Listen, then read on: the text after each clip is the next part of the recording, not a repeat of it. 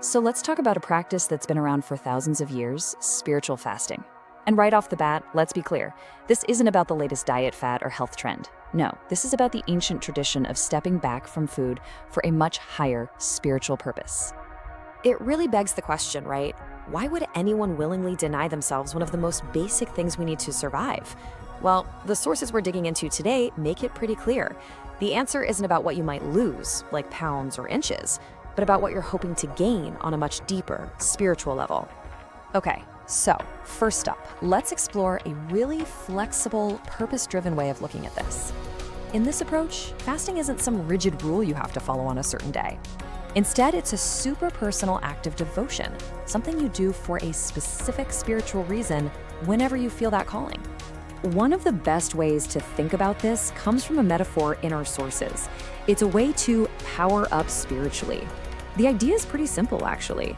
By intentionally saying no to your physical body's needs, like hunger, you kind of quiet all that external noise, and in that quiet, you create more space to listen to and strengthen your inner spiritual life. Now, this isn't just about randomly skipping a meal because you're busy. It's a really structured and intentional practice, and it's broken down into these 4 key steps. You need a clear purpose, you need a method, you need the right mindset, and you absolutely need a spiritual focus. So let's break each of these down. All right, that first step, picking a purpose, is absolutely crucial. You have to have a clear why. The source material points to Jesus fasting before he started his ministry. It wasn't random, it was for a reason. And your reason could be anything, really. Maybe you're looking for guidance on a huge life decision, or you want to build more self-control, or maybe you just want to feel closer to God. Step 2, stop eating. Sounds simple, right? But the definition here is really specific.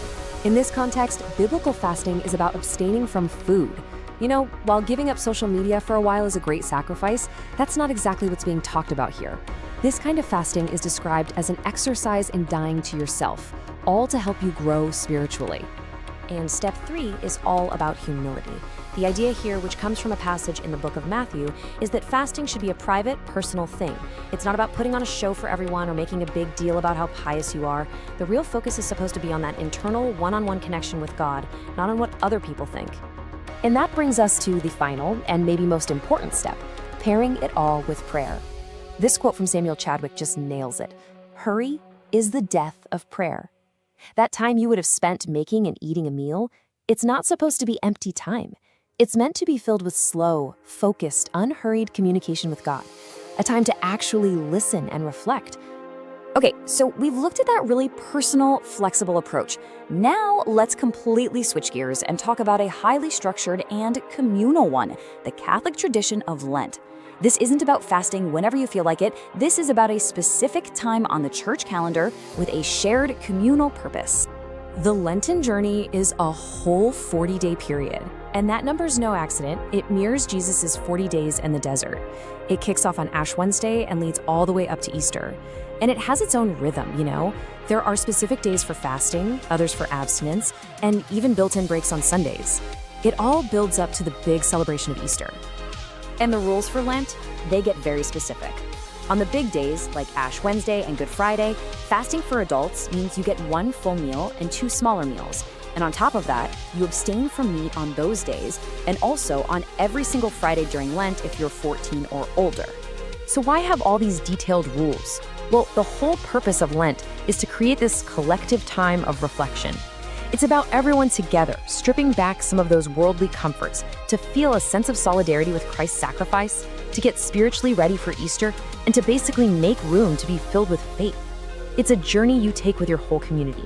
So there we have it, 2 very different frameworks for the same practice.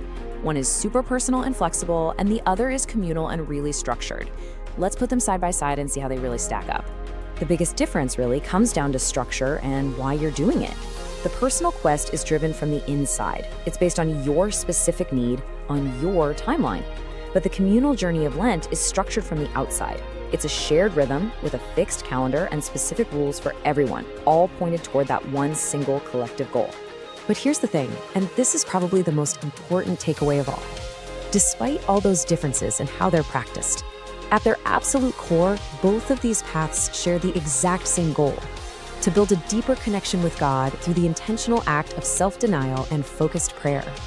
When you step back and look at it, this ancient practice, whether you do it alone or with a whole community, it brings up a question that's bigger than any one religion. It's a question that feels incredibly relevant, especially in our modern world. And that's the question we really want to leave you with. Forget about religion for a second. What is this core idea of intentionally giving something up, of denying yourself for a greater purpose, whether that's for clarity, connection, or transformation? What does that mean for us, right here, right now? Thanks for digging into this with us.